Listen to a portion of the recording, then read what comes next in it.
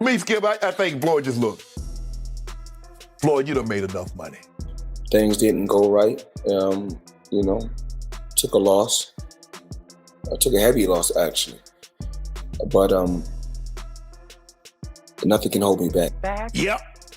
Does this man have no shame? No. Is he not easy money Mayweather now? Get that money. Yeah. Shannon Sharpe didn't mince words when he discovered that Mayweather had lost $42 million and declared bankruptcy. He voiced his strong disappointment, noting that all the necessary legal procedures, both at the state and federal level, had been properly followed. Sharpe emphasized that Mayweather should have personally ensured everything was in order. According to him, someone at Mayweather's level cannot afford to overlook such matters and needs to exercise far greater caution with financial choices to prevent losses of this magnitude.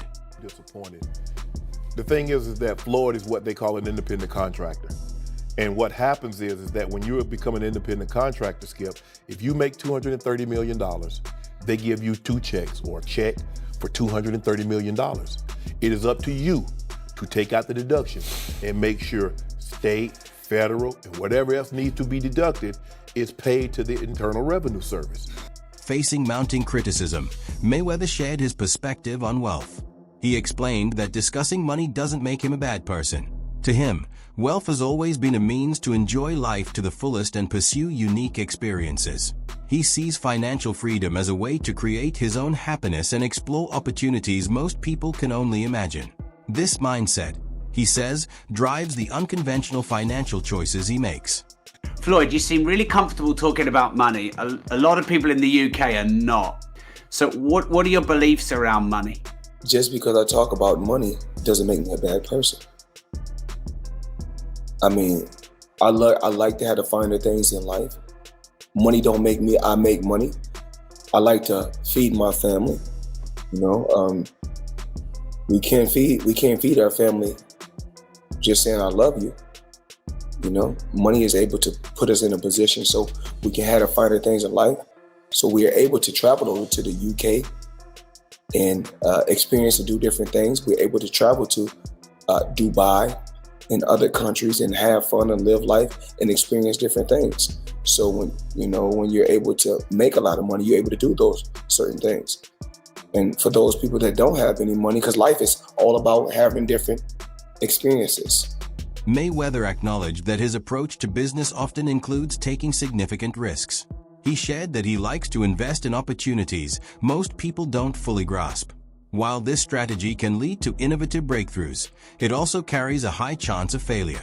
In fact, he admitted that the majority of his ventures, about 90%, don't succeed. This reveals his mindset as a business gambler, someone willing to make bold bets in pursuit of the occasional massive return. The money I'm able to bring my team as well as my family around the world so they can experience different things. Something you said earlier, Floyd, it really fascinated me. And it gave me an insight that you really learned about money. Is you said in real estate, you got to know what to do on a small scale first. Yes. And then you went big. And is that because you don't want to take massive risk because you want to be smart with your money? Well, you don't go out there and work extremely hard for so many years and then take every dime you got and just put it into something that you don't know about. Well, a lot of people do, don't they? I mean, and a majority of the time you get bad results. 90% of the time you get bad results. Just like boxing. I've gotten great results because I took my time. Mayweather consistently demonstrates his view of money as a marker of achievement. Through videos and social media, he frequently highlights large cash stacks and hefty bank deposits. For him, these displays aren't just about showing off, they represent the progress he's made. Yet critics like Sharpe see this differently, worrying that such a focus on flaunting wealth could come at the expense of careful financial management. The money man is getting ready. Super Bowl weekend, Las Vegas. We had to get the ones, make it rain. Yeah. I need everybody. Got girl collection, Thursday, Friday, Saturday, Sunday, the Super Bowl, or whoever win or lose, it don't matter. I need everybody there. Girl collection. Yeah.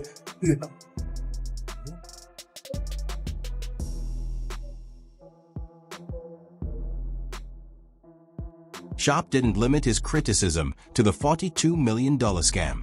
He also took aim at Mayweather's ongoing participation in exhibition bouts.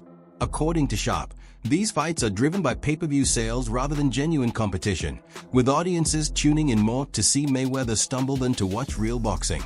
He compared these events to WWE-style entertainment, emphasizing that the issue isn't just a spectacle. It's that Mayweather's legacy appears to be increasingly leveraged for financial gain rather than preserved in the sport. He could be 60 years of age and people would still pay per view to watch him box. And so the lure is still there. Yeah. They want to see Floyd get beat, even if it's somebody that's not a name that we are. Man, a YouTuber did something that a world champion couldn't do. Yeah. Didn't? Yes. No. But I saw Floyd Mayweather get knocked down. But at what point does Floyd have enough money not to stoop to do these exhibitions? But at some point, there is athletic dignity attached to 50 and 0, and that's the allure of this. Yeah. It's the equivalent of, okay? And the people that they're putting him in there with can't put him in harm's way. No, So he doesn't see, like, you know, like you said, I watched this ruckus on Twitter. I was like, what? Like, oh my goodness. Okay. It definitely was like WWE. Sharpe extended his criticism to Mayweather's exhibition match against Logan Paul, saying the bout fell short of what's expected from a boxing legend. In his view, Floyd shows little hesitation in participating in these fights purely for financial gain. This approach, Sharpe argued, raises serious questions about legacy and respect. Why would a fighter at the pinnacle of his career compromise his reputation for money? For Sharpe, the answer is clear. Mayweather is putting profit ahead of honor. Get back? Yep. Does this man have no shame? No. Is he not easy money Mayweather now? Get that money. Yeah. Get that money. He'll pick up either 15, 20 mil. He was a highly respected champion. Still He is. dominated the sport. Yes. Greatest defensive fighter ever. And you're going to stoop to this? Yep. It's not even the right Paul. It's not Jake Paul. It's the older We get brother. the brother. We get the brother. He's then. easier. Look, I was like, I started with the moment Nate Robinson hit that canvas face first. Yeah. I'm like, who can we nominate as an athlete to get our get back? I looked at James Johnson. Okay, but it's not Jake. It's the older brother. I want somebody. Somebody? Brandon Marshall, our first things first, Brandon Marshall. But I'm gonna tell you who good with their hands and you might not know, Curtis Martin. So what? And we want our get back. That's what. So what? So you want Curtis Martin to fight Jake Paul I now? want him to fight something. We go get our get back. Y'all not finna have bragging rights. This isn't even a fight. Nope. This is an exhibition. No, I know what happens. How low can you go? Skip, I know you over there. You like, yeah, we got him. You know, no. We go get our get back. This for the culture. We gotta represent. Money, represent. Represent? Yep, lump him up. You represented against Conor McGregor, and it was a worthy fight. That's It okay, was we'll actually get a battle. We gonna lump him up. Yeah, we gonna lump him up. As Mayweather turns his attention to real estate, his ambitious statements have raised eyebrows.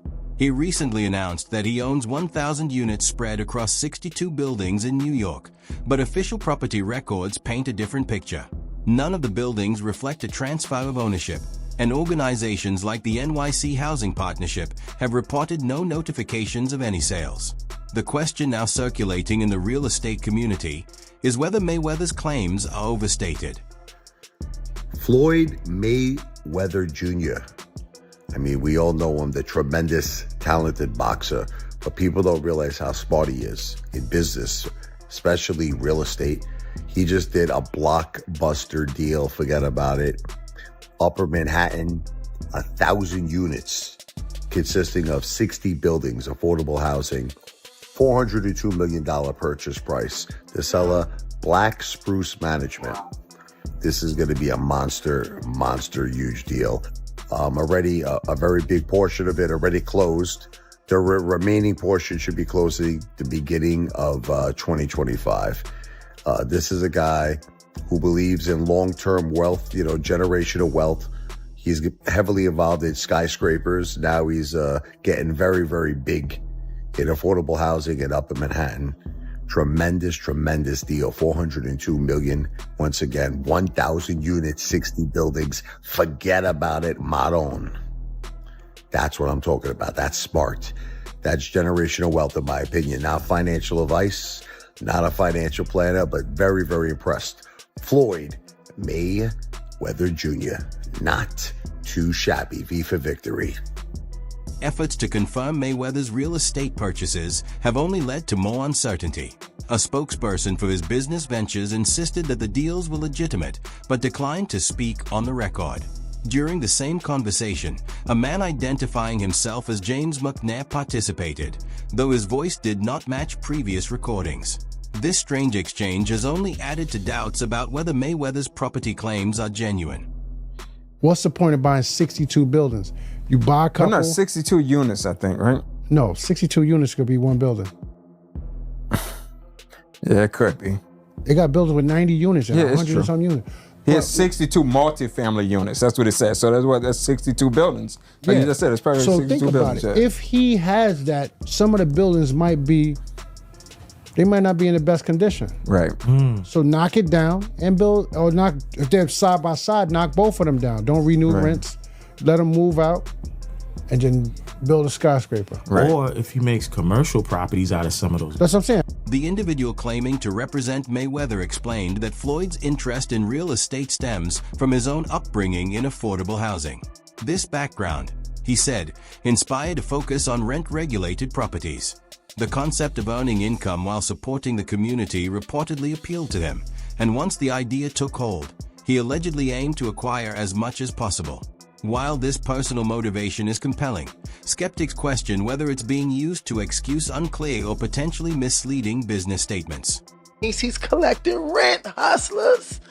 You know how much rent that is? And guess what? I don't know his paperwork, but obviously if you spent that much in real estate, it looks like he spent it in one shot, but even if he didn't, but usually he did. And if he dealt with the same person, you get a deal, right? So through these deals, he's making money. It's definitely an income situation. They're all apartments. It's not a commercial building. They're all apartment buildings, which are commercial, but they're apartments. So guess what? $402 million in real estate. Hey, he's $500 million in real estate just off apartment. In recent years, Mayweather has increasingly emphasized his real estate ventures, but as his claims become more pronounced, some experts in the field suspect he may be overstating both the scale and reach of his holdings. While his stated aim could be to combine financial success with positive community impact, inconsistent records and bold public statements are raising doubts about the authenticity of his portfolio. As a result, the public finds itself torn between admiration and skepticism. Hey, who said Floyd ain't still out here doing big deals? Money Mayweather just inked a massive $402 million real estate deal in New York City, buying up 60 apartment buildings from Black Spruce Management, the equivalent of 1,000 apartment units. Now, Floyd said the goal is to be able to provide affordable housing to families that need it. Most of the units are located in Upper Manhattan. And he said that when he was a kid, his dream was just to be able to own a home, and that you can achieve anything if you put your mind to it. Damn, Floyd just bought the block. I'm proud of Floyd. He's come a long way. This is a guy who was once seen burning money in a nightclub. He spent $17 million on a watch. Not to pocket watch him, but people looked at him for years like, yo, he wastes a lot of money. Does he ever give back? And now he's providing affordable housing? Damn, Money Mayweather's come a long way. This is a real good look. It shows evolution. It shows maturity. Not to mention, it's always great to see another person of color become a landlord in New York City. Long before these recent disputes, Mayweather established his fortune by taking risks on his own abilities. One of his most notable moves was wagering $750,000 on one of his own fights, a daring gamble that kick-started his venture into business. From there, he carved out his financial path independently, without relying on conventional management. While many fans admired this self-made approach, it also carried risks, the consequences of which are becoming apparent today. Floyd Mayweather is the most successful boxer in history with a 50-0 record, and one of the wealthiest athletes of all time with $1 billion in earnings. But I bet you didn't know it all started with a $750,000 bet on himself. Here's the wild story. In 2006, Floyd Mayweather was 10 years into his boxing career and earning over $5 million per fight. At the time, Mayweather was signed to Bob Arum's Top-Rank Boxing promotion, a partnership which saw Arum get 25% of Mayweather's fight purse. But Mayweather wanted more, and in 2006, he turned down $8 million to fight Antonio Margarita and said he deserved $20 million to fight Oscar De La Hoya. Arum wasn't happy and wouldn't pay up, so Mayweather paid the $750,000 exit fee in his contract to to leave Top Rank. Mayweather then went on to promote his own fights, earning a percentage of every ticket, hot dog, and beer sold at the event, and most importantly, all pay-per-views sold. And just 1 year later in 2007, after leaving Top Rank, Mayweather made $25 million for his win against Oscar De La Hoya. Now that's what happens when you bet on yourself. Unlike many athletes, Mayweather chose to forego a traditional manager, handling all of his financial negotiations on his own. This approach gave him complete authority over his deals, but also placed the full weight of responsibility on his shoulders. When successful, it propelled him into the ranks of the wealthiest athletes ever, yet without a professional team to provide oversight. I think with Floyd, he's never had a manager as well, right? He's always negotiated his own deals. Is that what kind of led to his wealth? He didn't have to cut a It's not that he ain't got a manager, but he has got a manager. So he's can't remember his name now. So he's got a man, an elderly fella that's always with him, and but he does everything goes through him, everything. Floyd ain't very clever, believe me. But training wise, the man's a genius, and it's hard work, dedication. Don't matter how good you are.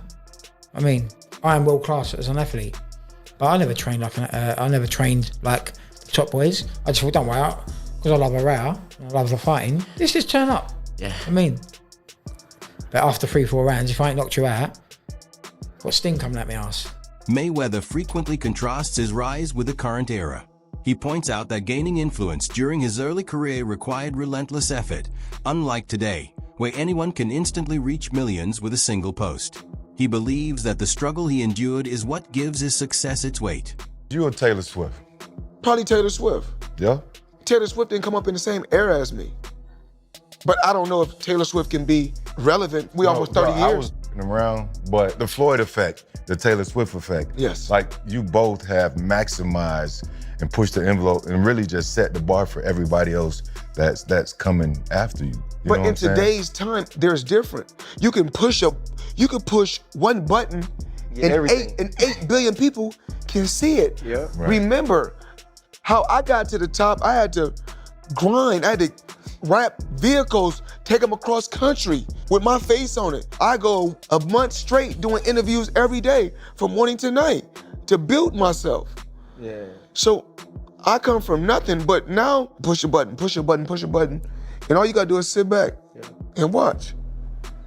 If I had a head start like these fighters nowadays, man, what?